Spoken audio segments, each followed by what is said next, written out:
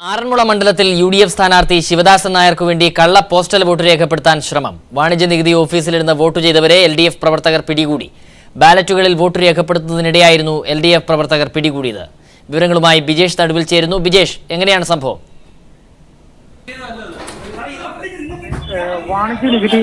വാണിജ്യ നികുതി ഓഫീസിൽ നിന്നും അബ്ദുൾ ഹാരിസ്, അതായത് വാണിജ്യ നികുതി ഡെപ്യൂട്ടി കമ്മീഷണറുടെ ഓഫീസ് കാര്യാലയത്തിലെ മാനേജറാണ് അദ്ദേഹം നിരവധി പോസ്റ്റൽ ബാലറ്റുകളിൽ ഒപ്പിടുന്നതായി ശ്രദ്ധയിൽപ്പെട്ടവരാണ് ഇത് LDF പ്രവർത്തകരെ അറിയിച്ചത്. LDF പ്രവർത്തകർ വരുമ്പോൾ 40-ൽ-അധികം പോസ്റ്റൽ ബാലറ്റുകൾ തുറന്ന് ശിവദാസൻ നായർക്ക് വോട്ട് ചെയ്യുകയായിരുന്നു അബ്ദുൾ ഹാരിസ് എന്നാണ് കണ്ടെത്തിയിരിക്കുന്നത്. ഇതേ തുടർന്ന് നിരവധി LDF പ്രവർത്തകർ എത്തുകയും പ്രതിഷേധമായി രംഗത്ത് വരികയും ചെയ്തു. അബ്ദുൾ ഹാരിസ് പറയുന്നത് അദ്ദേഹത്തിന് അറ്റസ്റ്റ് ചെയ്യിക്കാൻ വേണ്ടി ഗസറ്റഡ് ഓഫീസർ എന്ന നിലയിൽ അറ്റസ്റ്റ് ചെയ്യാൻ വേണ്ടി കൊണ്ടുവന്നതാണ് എന്നാണ്. പക്ഷേ ഇത്തരത്തിൽ 40-ലധികം പോസ്റ്റൽ ബാലറ്റുകൾ അവിടെ കൊണ്ടുവന്നിട്ടുണ്ടെങ്കിൽ അതിൻ്റെതായ ആൾക്കാരും പോസ്റ്റൽ ബാലറ്റിന്റെ ഉടമകളായിട്ടുള്ളവരും അവിടെ വേണം എന്നാണ്. പക്ഷേ അത്തരത്തിൽ ആരും തന്നെ അവിടെ ഉണ്ടായിരുന്നില്ല എന്നതും ഏറെ ശ്രദ്ധേയമാണ്. അതുകൊണ്ട് തന്നെ വലിയ പ്രതിഷേധവുമായി ഇടതുപക്ഷ പ്രവർത്തകർ രംഗത്ത് വന്നു. അതിന് പിന്നാലെ പ്രതിഷേധം ശക്തമായതോടുകൂടി പോലീസും രംഗത്ത് വരികയാണ് ഉണ്ടായത്. ഏറ്റവും ഒടുവിൽ DCG ഇദ്ദേഹത്തെ ആശുപത്രിയിലാക്കാൻ എന്ന വ്യാജേന അവിടെ നിന്നും രക്ഷപ്പെടുത്താൻ ശ്രമിച്ചത് നേരിയ തോതിലുള്ള സംഘർഷത്തിന് ഇടയാക്കി. ഇടതുപക്ഷ നേതാക്കളും സ്ഥലത്തെത്തുകയും ചെയ്തു. വലിയ ഒരു പോലീസ് സന്നാഹവും എത്തി. ഏറ്റവും ഒടുവിൽ അബ്ദുൾ ഹാരിസിനെ പോലീസ് അറസ്റ്റ് ചെയ്ത് നീക്കുകയാണ് ഉണ്ടായത്. ബിജേഷ് നടുവിലാണ് വിവരങ്ങൾ പങ്കുവച്ചത്. ഭരണ തുടർച്ച ഉറപ്പാണെന്ന് ഉമ്മൻചാണ്ടി. എത്ര സീറ്റെന്ന് ഇപ്പോൾ പറയുന്നില്ല. തെരഞ്ഞെടുപ്പ് പ്രഖ്യാപിച്ചപ്പോഴുള്ള അതേ ആത്മവിശ്വാസമാണ് ഇപ്പോഴും ഉള്ളതെന്നും ഉമ്മൻചാണ്ടി പറഞ്ഞു. എക്സിറ്റ് പോളിന്റെ കൗണ്ടിംഗ് അല്ല നാളെ നടക്കുന്നത്. ജനങ്ങളുടെ വോട്ടാണ് നാളെ എണ്ണുന്നത്. BJP അക്കൗണ്ട് തുറക്കില്ലെന്നും ഉമ്മൻചാണ്ടി പറഞ്ഞു. UDF ജയിക്കും.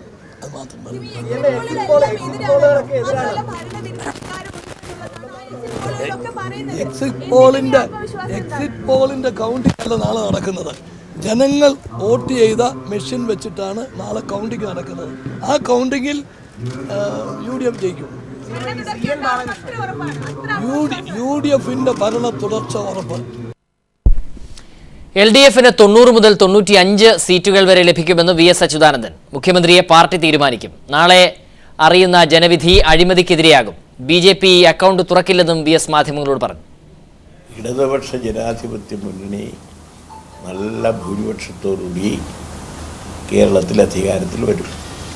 TJS, BJP അവരെല്ലാം തന്നെ സ്വാഭാവികമായിട്ടും കോൺഗ്രസുമായിട്ട് പരസ്പര ധാരണയോടുകൂടിയിട്ട്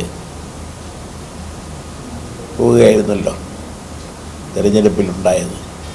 അതുതന്നെയായിരിക്കും അവരുടെ നിലപാട്. നിയമസഭാ തെരഞ്ഞെടുപ്പിന്റെ വോട്ടെണ്ണൽ നാളെ രാവിലെ 8-ന് വോട്ടെണ്ണൽ ആരംഭിക്കും. ആദ്യ ഫലസൂചനകൾ 8:30 അറിവാകും. 140 മണ്ഡലങ്ങളിലായി 80 വോട്ടെണ്ണൽ കേന്ദ്രങ്ങളാണ് സജ്ജീകരിച്ചിരിക്കുന്നത്. കൂട്ടലുകൾക്കും കിഴിക്കലുകൾക്കും വിരാമമിട്ട് രാജ്യം ആകാംക്ഷയോടെ ഉറ്റുനോക്കുന്ന ഫലപ്രഖ്യാപനം നാളെ 9 മണിയോടെ കേരളം ഇടത്തേക്കോ വലത്തേക്കോ എന്നത് വ്യക്തമാകും. സംസ്ഥാനത്തെ 140 നിയോജക മണ്ഡലങ്ങളുടെയും വോട്ടെണ്ണൽ ഒരേ സമയം നടക്കും. ആകെ 80 വോട്ടെണ്ണൽ കേന്ദ്രങ്ങളാണുള്ളത്. ഓരോ മണ്ഡലത്തിന്റെയും വോട്ടെണ്ണൽ ഹാളുകളിൽ വരണാധികാരിയുടേതുൾപ്പെടെ പരമാവധി 15 മേശകളുണ്ടാകും. ആദ്യം പോസ്റ്റൽ ബാലറ്റുകൾ എണ്ണും. 8:30 വോട്ടിംഗ് യന്ത്രങ്ങളിലും വോട്ട് എണ്ണി തുടങ്ങും. ഒരു പോളിംഗ് കേന്ദ്രത്തിലെ വോട്ടുകൾ ഒരു മേശയിൽ എന്ന രീതിയിലാണ് എണ്ണുന്നത്. അതുകൊണ്ട് തന്നെ വിവിധ പോളിംഗ് കേന്ദ്രങ്ങളിലെ വോട്ടുകൾ ഒരേ സമയം എണ്ണാനാകും. ഒരു മെഷീനിലെ വോട്ടുകൾ എണ്ണി തിട്ടപ്പെടുത്തിയ ശേഷമാകും അടുത്ത മെഷീൻ വോട്ടെണ്ണൽ മേശയിൽ എത്തിക്കുക. വോട്ടെണ്ണൽ തത്സമയം ജനങ്ങളിലെത്തിക്കാൻ രാവിലെ 6 മുതൽ പീപ്പിൾ TVയും സജ്ജമായി കഴിഞ്ഞു. News bureau, Thiruvananthapuram.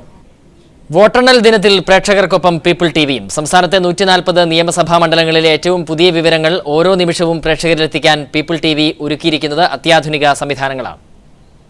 രാജ്യം മുഴുവൻ ഉറ്റുനോക്കുന്ന സംസ്ഥാന നിയമസഭാ തെരഞ്ഞെടുപ്പിന്റെ തത്സമയ വിവരങ്ങൾ പ്രേക്ഷകരിലേക്ക് എത്തിക്കാൻ വിപുലമായ സജ്ജീകരണങ്ങളാണ് പീപ്പിൾ TV ഒരുക്കിയിരിക്കുന്നത്.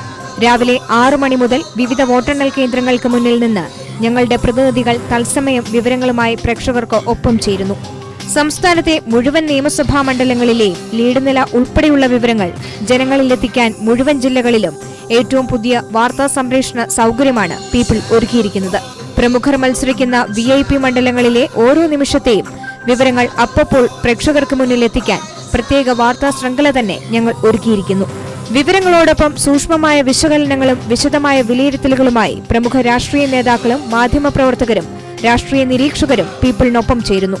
kairalinews.online.com എന്ന ഞങ്ങളുടെ വെബ്സൈറ്റിലൂടെയും ഓരോ മിനിറ്റിലുമുള്ള ഏറ്റവും പുതിയ വിവരങ്ങൾ പ്രേക്ഷകർക്ക് ലഭ്യമാണ്. VS അച്യുതാനന്ദനും ഭാര്യയും വോട്ട് ചെയ്തപ്പോൾ G സുധാകരൻ എത്തിനോക്കിയെന്ന വാദം തെറ്റെന്നതിന് ദൃശ്യങ്ങൾ തെളിവ്. ബീപ് ശബ്ദം കേൾക്കുമ്പോൾ സുധാകരൻ വോട്ടിംഗ് യന്ത്രത്തിനടുത്തുനിന്ന് മാറി നിൽക്കുന്ന ദൃശ്യങ്ങൾ പീപ്പിളിന് ലഭിച്ചു.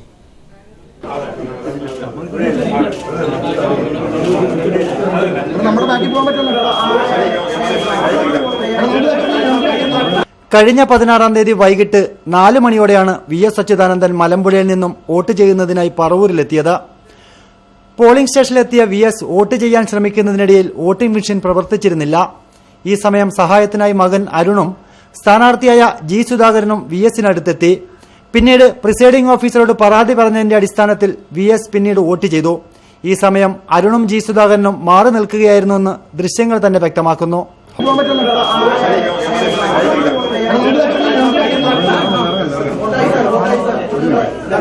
VSന്റെ ഭാര്യ വോട്ട് ചെയ്യാൻ വന്നപ്പോഴും ഇതുതന്നെയാണ് സംഭവിച്ചത്. വോട്ടിംഗ് യന്ത്രത്തിൽ വന്ന കാലതാമസം പരിശോധിക്കുന്ന ചിത്രങ്ങളെടുത്താണ് മാധ്യമങ്ങൾ G സുധാകരനെ ഇപ്പോൾ വേട്ടയാടുന്നത്. പോളിംഗ് സ്റ്റേഷനിൽ സ്ഥാനാർത്ഥികൾക്ക് കയറാൻ തടസ്സമില്ല എന്നിരിക്കെ 30-ലധികം വരുന്ന മാധ്യമപ്രവർത്തകർ പ്രിസൈഡിംഗ് ഓഫീസറുടെ അനുമതിയില്ലാതെ എങ്ങനെ ഹാളിനുള്ളിൽ പ്രവേശിച്ചു എന്ന ചോദ്യമാണ് ഇപ്പോൾ ഉയരുന്നത്. Shajahan, news bureau, Alappuzha. തെരഞ്ഞെടുപ്പ് കഴിഞ്ഞതോടെ CPIMന്റെ നേതൃത്വത്തിൽ പ്രചാരണ ഫ്ലക്സ് ബോർഡുകൾ നീക്കം ചെയ്തു തുടങ്ങി. കൊച്ചിയിൽ CPIM ജില്ലാ സെക്രട്ടറി P രാജീവിന്റെ നേതൃത്വത്തിലാണ് പ്രചാരണ ഉപാധികൾ നീക്കം ചെയ്തത്. കഴിഞ്ഞ തദ്ദേശ ഭരണ തെരഞ്ഞെടുപ്പ് സമയത്ത് തുടങ്ങിയ മാതൃകാ പ്രവൃത്തിയാണ് നിയമസഭാ തെരഞ്ഞെടുപ്പിന് ശേഷവും CPIM തുടരുന്നത്. പ്രകൃതിക്ക് ദോഷകരമായ മുഴുവൻ ഫ്ലക്സ് ബോർഡുകളും വിവിധയിടങ്ങളിൽ നീക്കം ചെയ്തു തുടങ്ങി. എറണാകുളം കളമശ്ശേരിയിൽ CPIM ജില്ലാ സെക്രട്ടറി P രാജീവിന്റെ നേതൃത്വത്തിലാണ് പ്രചാരണോപാധികൾ നീക്കം ചെയ്തത്. രാജീവിനൊപ്പം കളമശ്ശേരി മണ്ഡലത്തിലെ LDF സ്ഥാനാർത്ഥി AM യൂസഫും ഏരിയ സെക്രട്ടറി സക്കീർ ഹുസൈൻ ഉൾപ്പെടെയുള്ളവരും ശുചീകരണ പ്രവൃത്തിയിൽ പങ്കാളികളായി. അന്ന് തന്നെ ഞങ്ങൾ തീരുമാനിച്ചിരുന്നു, പ്രചരണം കഴിഞ്ഞാൽ ഉടൻ തന്നെ ഇത് നീക്കുന്നതിനാവശ്യമായ നടപടി സ്വീകരിക്കണം. നേരത്തെ പറഞ്ഞതുപോലെ റീസൈക്കിൾ ചെയ്യാവുന്നത് റീസൈക്കിൾ ചെയ്യുക, ഗ്രോ ബാഗിന് ഉപയോഗിക്കാവുന്നത് അങ്ങനെ ഉപയോഗിക്കുക. ആ പ്രവർത്തനങ്ങൾക്ക് ഇന്ന് തുടക്കം കുറിക്കുന്നുണ്ട്. കളമശ്ശേരിക്ക് പുറമെ ജില്ലയിലെ വിവിധ മേഖലകളിലും പ്രചാരണോപാധികൾ നീക്കം ചെയ്യൽ പ്രക്രിയയ്ക്ക് തുടക്കമായിട്ടുണ്ടെന്നും P രാജീവ് പറഞ്ഞു. വോട്ടെണ്ണലിന് ശേഷം ഒരാഴ്ചയ്ക്കുള്ളിൽ മുഴുവൻ പ്രചാരണോപാധികളും നീക്കം ചെയ്യാനാണ് CPM തീരുമാനമെന്നും ജില്ലാ സെക്രട്ടറി അറിയിച്ചു. News bureau, Kochi.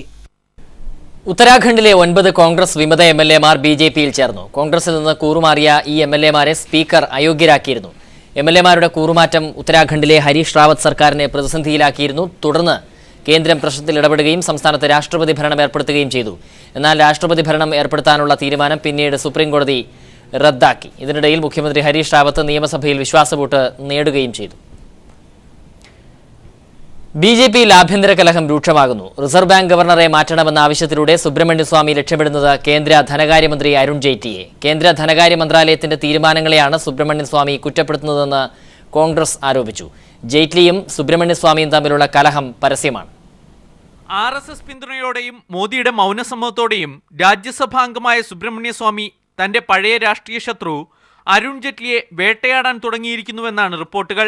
Reserve bank governor Raghuram രാജനെ മാറ്റണമെന്നാവശ്യപ്പെട്ട് കഴിഞ്ഞ ദിവസം സുബ്രഹ്മണ്യ സ്വാമി പ്രധാനമന്ത്രി നരേന്ദ്രമോദിക്ക് കത്ത് നൽകിയിരുന്നു. രഘുറാം രാജന്റെ സാമ്പത്തിക നയങ്ങൾ രാജ്യത്തെ നശിപ്പിക്കുമെന്നാണ് സുബ്രഹ്മണ്യ സ്വാമിയുടെ പ്രധാന ആരോപണം. ഈ ആരോപണം ഉന്നയിക്കുന്നതിലൂടെ സുബ്രഹ്മണ്യ സ്വാമി ലക്ഷ്യമിടുന്നത് കേന്ദ്ര ധനകാര്യമന്ത്രി അരുൺ ജെയ്റ്റ്ലിയാണെന്ന് കോൺഗ്രസ് കുറ്റപ്പെടുത്തുന്നു. രാജ്യത്തെ സാമ്പത്തിക നയങ്ങൾ തീരുമാനിക്കുന്നത് ധനകാര്യ മന്ത്രാലയമാണ്. അതുകൊണ്ട് തന്നെ രഘുറാം രാജനിലൂടെ സ്വാമി കുറ്റപ്പെടുത്തുന്നത് ജെയ്റ്റ്ലിയെ തന്നെയെന്ന് വ്യക്തം. ഇരുവരും തമ്മിലുള്ള രാഷ്ട്രീയ വൈര്യം പ്രസിദ്ധമാണ്. സുബ്രഹ്മണ്യ സ്വാമി BJPയിൽ വരുന്നതിനെ നേരത്തെ ശക്തമായി എതിർത്തിരുന്നത് ജെയ്റ്റ്ലിയാണ്. RSS പിന്തുണയോടെ സ്വാമി രാജ്യസഭാ അംഗമായതും ജെയ്റ്റ്ലിയെ ചൊടിപ്പിച്ചിട്ടുണ്ട്. രാജ്യസഭയിൽ സുബ്രഹ്മണ്യ സ്വാമി ഉയർത്തുന്ന പ്രശ്നങ്ങൾ ന്യായീകരിക്കാനോ പിന്തുണയ്ക്കാനോ ഇതുവരെ ഭരണപക്ഷത്തു നിന്ന് രാജ്യസഭയെ നയിക്കേണ്ട ജെയ്റ്റ്ലി തയ്യാറായിട്ടില്ല. പാർലമെന്ററി കാര്യ സഹമന്ത്രി മുദ്ദാസ് അബ്ബാസ് നഖ്വിയാണ് പലപ്പോഴും സ്വാമിക്ക് വേണ്ടി പ്രതിപക്ഷത്തിനെതിരെ രാജ്യസഭയിൽ പ്രതിരോധമുയർത്തിയത്. റിസർവ് ബാങ്ക് ഗവർണറെ മാറ്റണമെന്ന സ്വാമിയുടെ ആവശ്യം ജെയ്റ്റ്ലി തള്ളിക്കളഞ്ഞിട്ടുണ്ട്. പക്ഷേ ഭാവിയിൽ ധനകാര്യമന്ത്രി പദവി തന്നെയാണ് സുബ്രഹ്മണ്യ സ്വാമി ലക്ഷ്യമിടുന്നത്. News bureau, Delhi. യമനിൽ ഭീകരർ തട്ടിക്കൊണ്ടുപോയ മലയാളി വൈദികൻ ഫാദർ ടോം ഉഴുന്നാലിൽ സുരക്ഷിതനാണെന്ന് മുഖ്യമന്ത്രിയുടെ ഓഫീസ്. ഫാദർ ടോമിനെ തട്ടിക്കൊണ്ടുപോയത് IS അല്ലെന്നും യമനിലെ മറ്റൊരു ഭീകര സംഘടനയാണെന്നുമാണ് വിവരം. ഫാദർ ടോമിനെ നാട്ടിലെത്തിക്കാനുള്ള നടപടികൾ പുരോഗമിക്കുകയാണെന്നും മുഖ്യമന്ത്രിയുടെ ഓഫീസ് അറിയിച്ചു. കഴിഞ്ഞ മാർച്ചിലാണ് യമനിൽ ആയുധധാരികളായ തീവ്രവാദികൾ ഫാദർ ടോമിനെ തട്ടിക്കൊണ്ടുപോയത്.